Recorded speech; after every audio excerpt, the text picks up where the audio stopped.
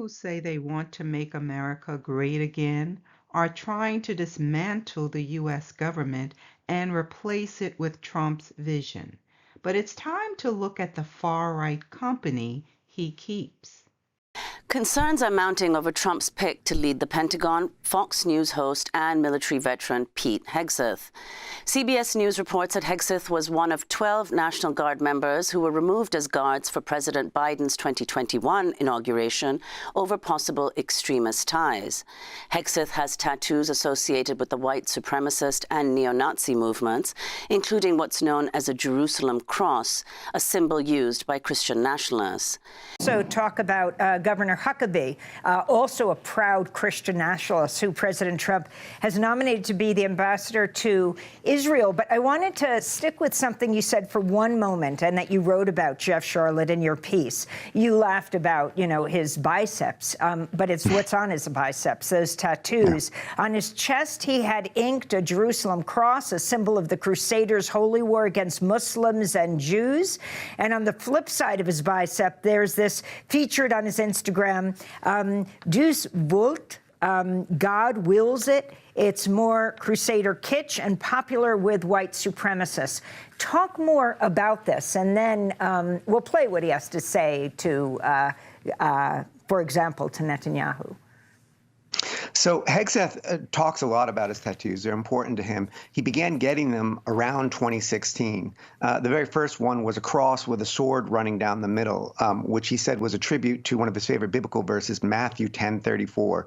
This is taken by those who want not a peaceful Christianity, but a war religion. It's where Christ says, I come to bring not peace, but the sword. He then starts adding this as I say, Crusader kitsch, because it's important. The Jerusalem cross, is always a political symbol. It's not a symbol of spiritual struggle, just like Deus Vult. But it really, this imagery comes into popular culture not through deep study of history, but through a 2005 Ridley Scott movie, The Kingdom of Heaven.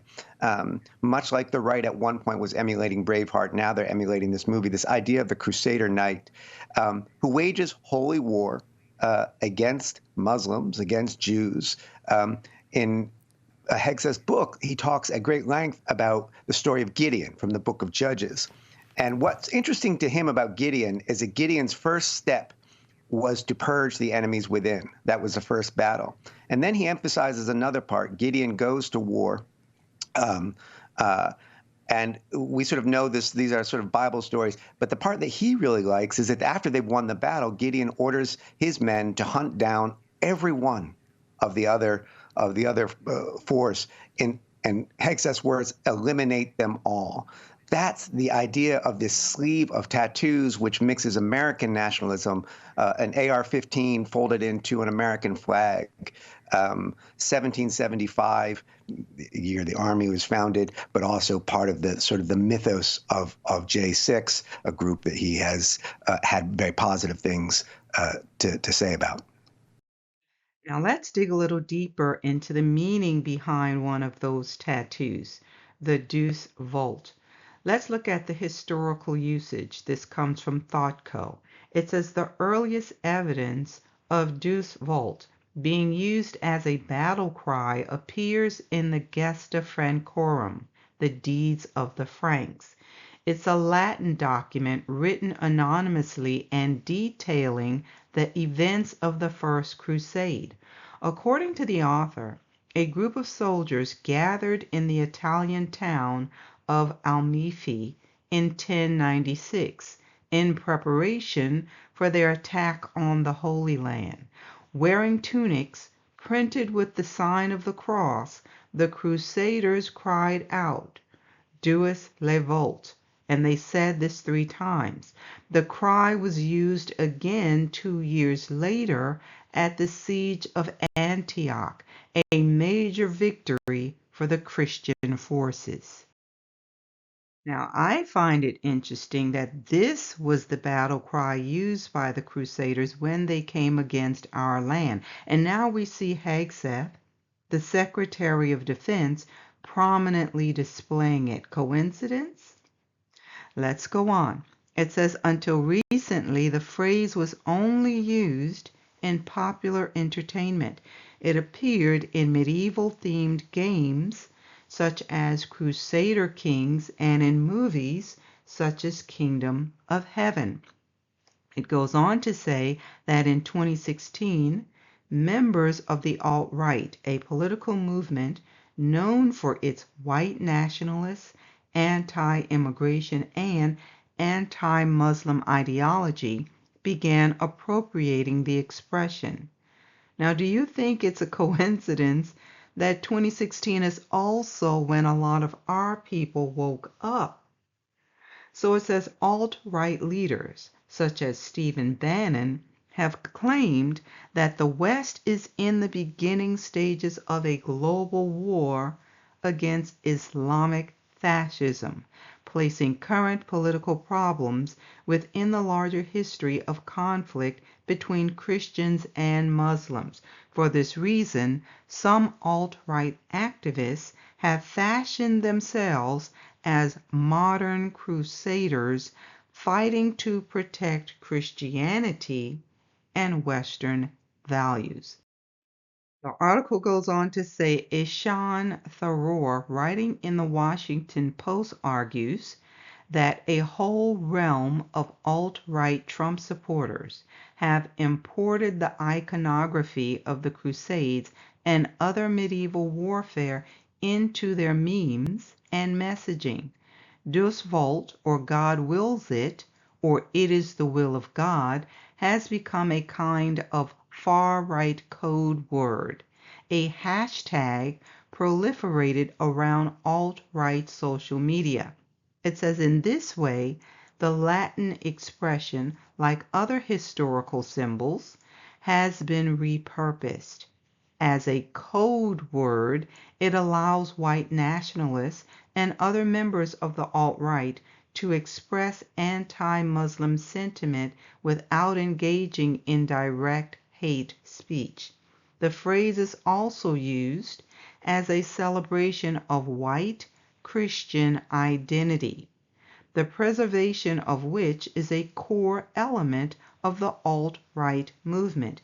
In August 2017, the phrase appeared on a shield carried by an alt-right protester at the Unite the Right rally in Charlottesville, Virginia.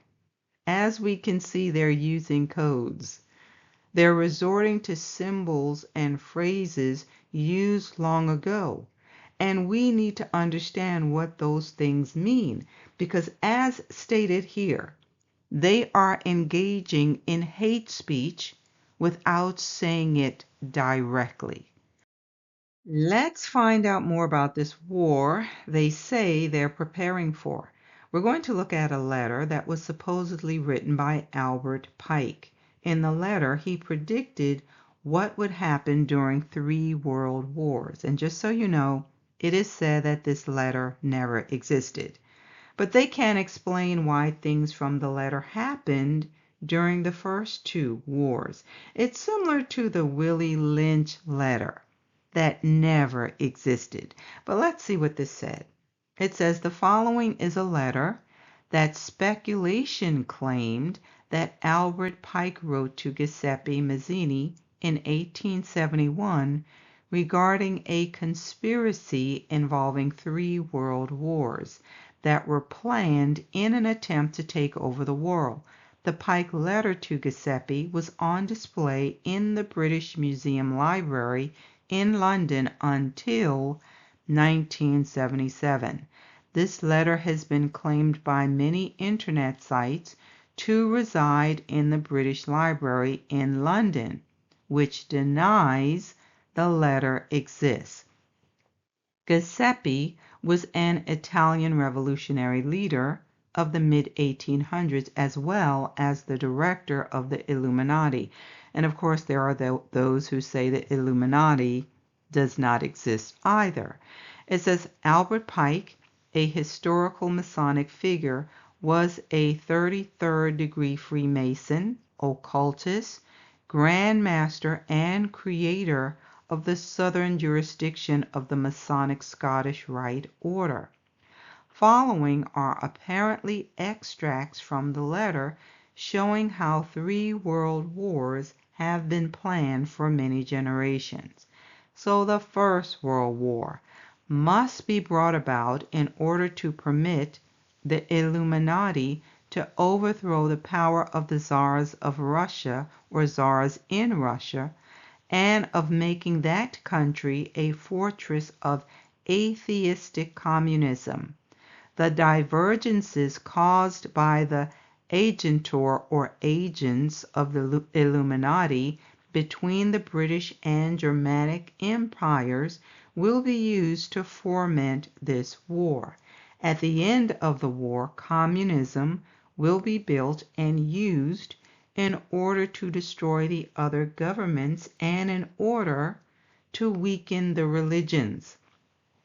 The Second World War must be fomented by taking advantage of the differences between the fascists and the political Zionists.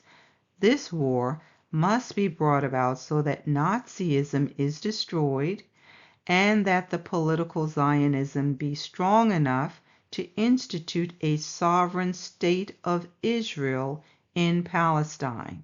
During the Second World War, international communism must become strong enough in order to balance Christendom, which would be then restrained and held in check until the time when we would need it for the final social cataclysm.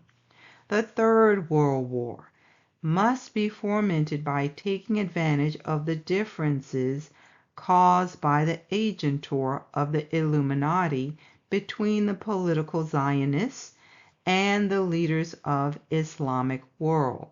The war must be conducted in such a way that Islam, the Muslim Arabic world, and political Zionism, the state of Israel, mutually destroy each other. Meanwhile, the other nations, once more divided on this issue, will be constrained to fight to the point of complete physical, moral, spiritual, and economical exhaustion. We shall unleash the nihilists and the atheists, and we shall provoke a formidable social cataclysm which in all its horror will show clearly to the nations the effect of absolute atheism, origin of savagery, and of the most bloody turmoil. Then everywhere the citizens, obliged to defend themselves against the world minority of revolutionaries, will exterminate those destroyers of civilization, and the multitude, disillusioned with Christianity, whose deistic spirits will from that moment be without compass or direction, anxious for an ideal, but without knowing where to render its adoration, will receive the true light through the universal manifestation of the pure doctrine of Lucifer, brought finally out in the public view. Now, let's see who the agentors are using to stir up this war. I'm going to read some excerpts from this article called Why and How Christian Zionism Triggers Islamophobia. It says Christian Zionism has played a significant role in promoting Islamophobic narratives, portraying Islam as inherently violent and a threat to global peace and Israel's survival. Central to this rhetoric are figures like John Hagee and Hal Lindsey, who have popularized these views through books, sermons, and media appearances. Hagee, in particular, has claimed that the Quran explicitly promotes violence, arguing that Islamic terrorism is a natural outcome of Islamic teachings. Can we just pause right there? He paints Muslims as violent terrorists, but they don't consider the actions of Western nations as violent or extreme. Who's going around the world stealing the resources of other nations? They're wearing blinders. It's always them, not us. We're the good guys. Let's go on. It says, to Hagee, the Quran is a powder keg with violence baked into its very pages. Similarly, Lindsay asserts that Muslims are united in their goal to destroy Israel and overthrow Western civilization, framing Islam as a monolithic global threat. So we see that it's all about those who say they are us. Let's go on. It says Christian Zionists have used biblical justifications to support land expropriation, home demolitions, and population transfers. These actions dehumanize Arabs and portray Muslims as perpetual threats. Stephen Sizer describes how Christian Zionism uses the Bible to legitimize racial superiority and deny international law, thus fueling both Islamophobia and anti-Semitism. So they're really using the Bible to justify their white nationalist ideology. Let's go on. It says prominent Christian Zionist leaders like John Hagee and Walid Shoebat have propagated particularly extreme views, framing Islam as incompatible with Western civilization and a promoter of global domination. Now, can we just be real here? Who's really promoting global domination? And I'm not promoting Islam, but we can certainly see how deceptive some of these religious leaders are. Just look around and see who's using weapons of warfare to colonize land around the world. Who are we really talking about here? Who's going around the world stealing the resources of others? It says Christian Zionist eschatology revolves around the belief that the Battle of Armageddon will precede the second coming of Christ. According to this narrative, Muslims must either convert or face destruction. So now we see the real intent. They're trying to stir things up to bring about the second coming, and they believe this war will make that happen a lot quicker. Now think about Pike's letter. Can we see who the agentors are using to make this happen? By framing Islam as an adversarial force in a cosmic struggle, Christian Zionism not only distorts interfaith understanding, but also exacerbates tensions between religious communities. It sows the seeds of discord, cultivating a harvest of mistrust and animosity. Christian Zionism's main base, white evangelicals in the United States, holds some of the most negative views of Islam compared to other demographic groups. Many Christian Zionists believe that the God of Judaism and Christianity opposes the false deity worshipped by Muslims. To them, the divide between Islam and Christianity is not just a river to be crossed, it's a chasm, wide and unbridgeable. So based on Pike's letter, the outcome of the war is supposed to cause the pure doctrine of Lucifer to manifest. Now again, there are those who say the letter never existed. But Pike was a highly regarded Masonic scholar, philosopher, and historian, and he wrote numerous books, including Morals and Dogma. So just a few things about him. He graduated from high school early and began teaching at the age of 15. At 16, or the age of 16, he entered the freshman class at Harvard. This says in the spring of 1831, he started for the West, walking much of the way, and for the next few years traveled, explored, traded, and lived among the Indians, learning their language and customs, and by his honest and straightforward association with them, gained a confidence which 30 years afterwards during the Great Civil War made him so useful and powerful among them for the cause of the Confederacy which he espoused. This says his massive genius marks him to be the poet of the Titans. So this says he became a Freemason in 1850 and in less than 9 years became the highest ranking officer in the institution, becoming Grand Commander of the Supreme Council of the 33rd degree for the Southern jurisdiction of the United States, which is said to be the Mother Supreme Council of the world. Let that sink in.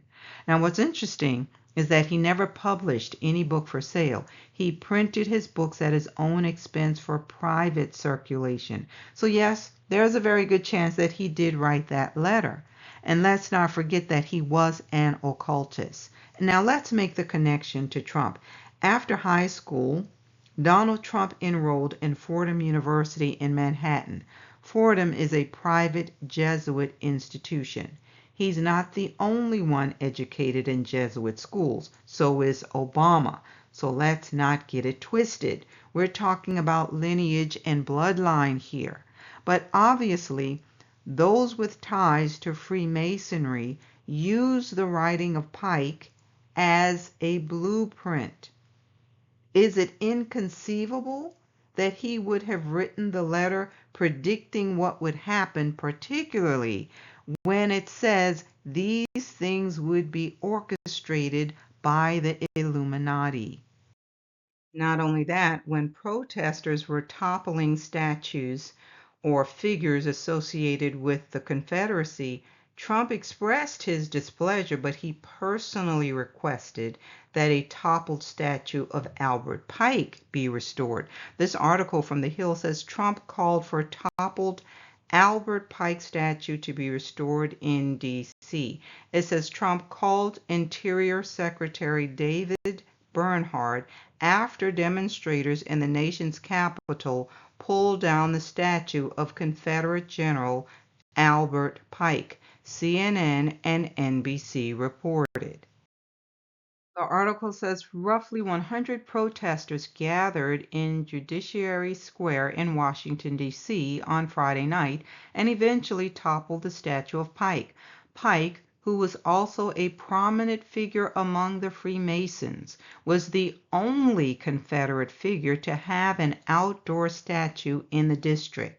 The statue commemorated his contributions to the Freemasons. So Trump tweeted as the statue was coming down, and he was complaining that D.C. police were not intervening and calling the act a disgrace to our country. So this says the president has been steadfastly opposed to any alterations or removals of statues, military bases, or other monuments honoring Confederate leaders. He's quoted as saying, "It's very sad to see states allowing roving gangs of wise guys, anarchists, and looters, many of them having no idea what they are doing, indiscriminately ripping down our statues and monuments to the past," Trump tweeted on Wednesday. He says some are great works of art, but all represent our history and heritage, both the good and the bad, he added. It is important for us to understand and remember even in turbulent and difficult times and learn from them. Knowledge comes from the most unusual places. We know this is a lie. If this was true, why are they trying to erase the history of slavery? Do you see what I mean when I say these folks have forked tongues? If we need to learn from the good and the bad of America's history, why hide what happened to our people? But it's okay to remember the Confederate leaders, namely Albert Pike. So yes, he is still highly regarded in Masonic circles. Now let's go back to the video. We'd like to turn now to ask about President-elect Trump's selection of former Arkansas Governor Mike Huckabee as the next U.S. ambassador to Israel. Huckabee is a leading U.S. Christian Zionist who's openly advocated for Israel's annexation of the occupied West Bank and Gaza Strip. In 2008, Huckabee declared, quote, "There's really no such thing as a Palestinian." This is Huckabee speaking in 2017 when he was visiting an illegal Israeli settlement. Israel would only be acting on the property it already owns. I think Israel has title deed to Judea and Samaria. There are certain words I refuse to use. There is no such thing as a West Bank. It's Judea and Samaria. There's no such thing as a settlement. They're communities, they're neighborhoods, they're cities. There's no such thing as an occupation. So, Jeff, Charlotte, that's Huckabee speaking in 2017. So if you could comment on what he said and also why Trump has selected him. I mean, Huckabee is a sort of a key element of the Trump coalition. He brings in evangelicals, in particular, kind of the older, more traditional evangelicals. He's a Southern Baptist. And he's also been involved with Israel for a long time. As he says, since 1973, he leads pilgrimages of Christians. It's important to understand that in all his advocacy for Israel, this comes from no particular care for the Jewish people. But as he puts it, he says, it's because I've read the end of the book, and by which he means the book of Revelation. And again, like Hegseth, he sees Israel as playing a role in a battle, not so much between Israelis and Palestinians, but as between Christendom versus the real enemy. There's an episode of his show in which he talks about who's really behind Hamas, and I tuned in thinking, he was probably going to talk the various ideas and so on. And instead, he sounded like the old Saturday Night Live character, Satan.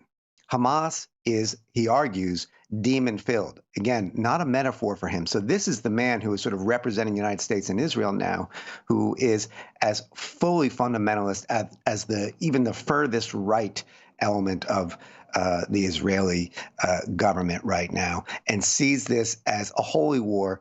And again, kind of like Hegseth, in which any step is justified. You are fighting for God, and that's the end of the story for him. Jeff, Charlotte, you have written this book, The Undertow, Scenes from a Slow Civil War. You certainly have extensively followed white nationalists, white supremacists. Where do Christian nationalists and Christian Zionists fit into this picture? I mean, he calls himself a Christian Zionist. You heard Huckabee, and by the way, he was the governor of Arkansas. His daughter, Sarah Huckabee Sanders, is now the governor of Arkansas, and she was the spokesperson for the first President Trump White House. But where does he fit? Where do Christian Zionists fit into this whole story? And how do Jewish Zionists relate to them? And how does Israel, people like Netanyahu, how do they rely on Christian Zionists? Huckabee likes to brag about his special relationship with Netanyahu, and Israel has, or right-wing Israel governments have said, look, Christian Zionists are useful to us, so we're going to support them. In fact, the right-wing Israeli governments have said Christian Zionists are actually our better American allies than American Jews. But Christian Zionism has in some ways been folded into Christian nationalism. Every Christian Zionist is a Christian nationalist, but not every Christian nationalist is a Christian Zionist. Christian nationalism is the larger view. And it tells us something more about what Huckabee is doing when you go through his archive, that so often when he's talking about Israel, what he's really talking about is, from his point of view, a struggle for power on the battleground that really matters, which is the United States. And so, for instance, he talks more, when he wants to talk about Hamas, he often talks about Harvard. He talks about elites, these sort of, again, this idea of the enemy within. What happens in Israel is theologically important to him, but it's more useful politically in the United States. And that's where it brings us back around to Christian nationalism, this idea of a kind of not so much a pious nation as a holy war nation, and the war is within. Huckabee says they have the title deed. Where is it? So it shouldn't be too hard to figure out why he was selected. He fits right in when you consider the Trump family connections. Now, if you think about the letter Pike wrote, you can also see how the pieces of the puzzle are falling into place for this Third World War. This forward article says Huckabee was just confirmed as U.S. ambassador to Israel. This says last month Huckabee faced questioning from Democrats at the Senate Foreign Relations Committee hearing over his support for Israeli annexation of the occupied West Bank and past remarks on Palestinians. He was repeatedly interrupted by protesters who objected to his strong Christian Zionist views and support for the war in Gaza. Huckabee, a Baptist minister who has taken more than 100 trips to Israel, 100, since 1973, is an evangelical hardliner who believes that the Jewish return to Israel is a precursor to the second coming of Jesus. Huckabee published The Kid's Guide to Israel, which promotes his Christian Zionist views. He has previously claimed that there's really no such thing as a Palestinian. He also is quoted as saying the spiritual connection between churches in America, Jewish congregations, and the state of Israel is undeniable. Huckabee, 69, said, because we ultimately are people of the book. We believe the Bible, and therefore that connection is not just geopolitical, it's also spiritual. In his opening statement at the hearing, Huckabee insisted he was not there to defend his personal views, but rather to serve as a representative of the overwhelmingly elected president. Instead, he highlighted his commitment to backing additional normalization agreements between Israel and Arab nations known as the Abraham Accords. On Monday, in public remarks at a cabinet meeting, Trump and Vice President J.D. Vance said that the administration was working to expand the accords by bringing more countries on board. It goes on to say that Huckabee would be the first non-Jewish ambassador to Israel since 2011 and the first non-Jewish appointee without diplomatic experience in more than 4 decades. Obviously, you see why he was selected, though. It says the position has traditionally been reserved for Jewish donors, trusted Jewish officials, or career diplomats. Huckabee says the Jewish people need to know they have friends. It's going to be a privilege to be able to be one of those people, not Jewish, Christian, in fact, to say to our Jewish friends, you will never go through what you've gone through alone. We will stand not behind you, we will stand with you. Here's the thing, though. His ideology does not match the rhetoric of their constituents, but they're all Christians. So they will fall in line because they believe this is necessary to usher in the second coming.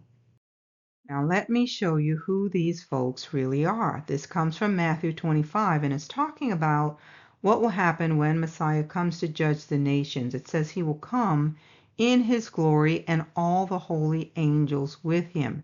And then he will sit on the throne of his glory. Listen, all the nations will be gathered before him. And he will separate them one from another as a shepherd divides his sheep from the goats. As the shepherd divides sheep from the goats. And he will set the sheep on his right hand, but the goats on the left. Now listen, it says, then the king will say to those on his right hand, come, you blessed of my Father, inherit the kingdom prepared for you from the foundation of the world. For I was hungry, and you gave me food. I was thirsty, and you gave me drink. I was a stranger, and you took me in. I was naked, and you clothed me. I was sick, and you visited me. I was in prison, and you came to me. Let's go on and look at verses 37 through 45. And remember that he has all of the nations before him. And it says, the righteous will answer him, basically asking, when did we see you in one of the conditions he mentioned, like being hungry, thirsty, a stranger, naked, sick, or in prison?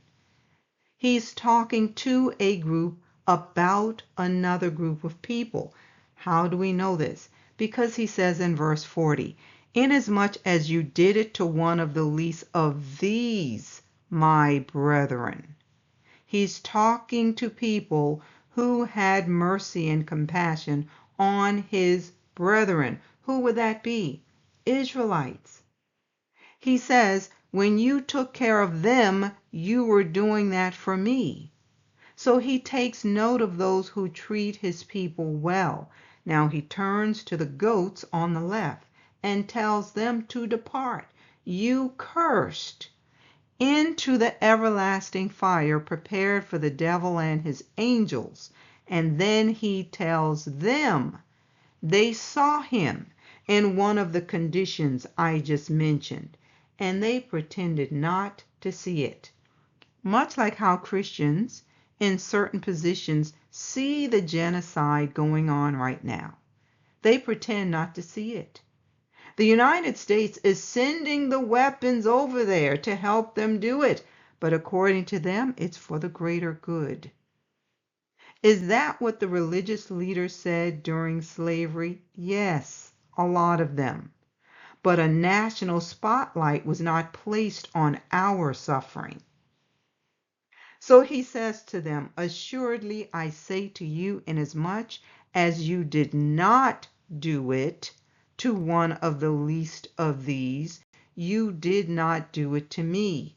And these will go away into everlasting punishment, but the righteous into eternal life. This passage in Matthew 7:21 through 23 is going to make it very clear who Messiah is talking about in Matthew 25. He's rebuking people who say they're prophesying, casting out demons, and doing wonders in his name. But he says, not everyone who says they're doing things in his name will enter the kingdom of heaven. Only those who do the will of my Father. Now you tell me, which group of people talk about prophesying, casting out demons, and doing signs and wonders more than Christians? What does he say to them? I never knew you. And he didn't stop there. He says, you who practice lawlessness. Bingo.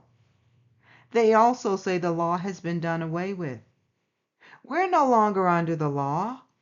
And that's why they can ignore what's in the law, ignore the 10 Commandments, and have no regard for their barbaric behavior. Those laws do not apply to them. He said, those who do the will of my Father in heaven will enter the kingdom of heaven. There are those who are doing the will of their Father, but their father is not the Most High. It's the devil. They are the serpent's seed masquerading as sheep. So, there's more to cover on this. So we'll do a part 2 during the live this coming Wednesday. Be sure to join me for that. But if this message has been a blessing to you, please hit the like and share it. You're also welcome to subscribe if you have not already done so. We normally upload messages on Sunday mornings at 8:30 a.m. Yah willing. Join me next time.